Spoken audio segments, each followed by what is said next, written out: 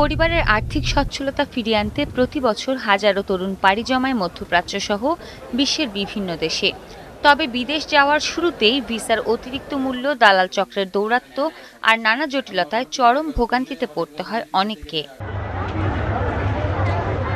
সরকারিভাবে বিদেশগামীদের জন্য ঋণের ব্যবস্থা থাকলেও বাস্তবে সেই সুবিধা পান খুব কমই মানুষ। প্রবাসী কল্যাণ ব্যাংক থেকে ঋণ নিতে ব্যবসায়িক বা সরকারি চাকরিজীবী, জামিনদার সহ নানা ধরনের কাগজপত্রের কঠিন শর্ত পূরণ করতে গিয়ে অনেকেই পিছিয়ে পড়ে। ফলে বাধ্য হয়ে উচ্চ সুদে এনজিও বা বেসরকারি উৎস থেকে ঋণ নিয়ে কুয়েত, কাতার, সৌদি আরব সহ বিভিন্ন দেশে কর্মসংস্থানের উদ্দেশ্যে পাড়ি জমায়। মেডিকেলের যে হয়রানি করা হয় সিন্ডিকেট করে, এখান থেকে এটা রোধ করা হোক।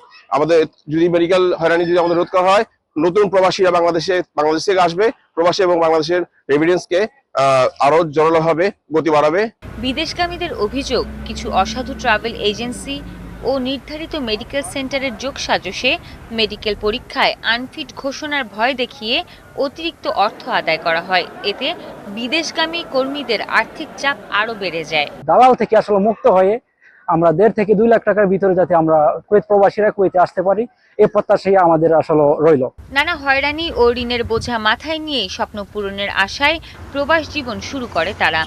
পরিবার ও দেশের ভবিষ্যতের কথা ভেবে ব্যক্তিগত কষ্টকে মেনে নিয়ে বিদেশের মাটিতে কঠোর পরিশ্রম করে প্রবাসীরা। প্রবাসী শ্রমবাজারটা আমাদেরকে ধরতে হয়। আমাদের প্রবাসীদেরকে অর্থাৎ আমাদের দেশের যে কর্মীরা আছে তাদেরকে সহজ শর্তে লোন যাতে একজন প্রবাসী পায়।